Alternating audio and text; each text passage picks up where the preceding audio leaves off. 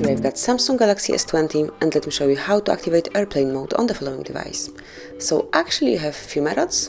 Let's start with the quickest one. Smoothly slide down the upper bar and here you will notice airplane mode icon. Just click on it and now it's active. All connections are deactivated and you can smoothly use your device in flight mode.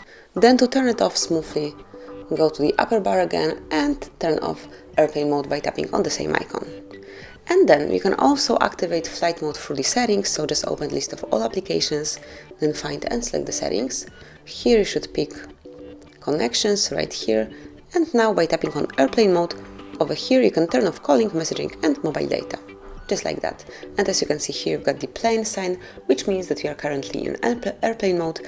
Then you can turn it off, and as you can see, it disappeared. So that would be all. That's how you can activate airplane mode on your device. Thank you for watching. Please subscribe our channel and leave the thumbs up.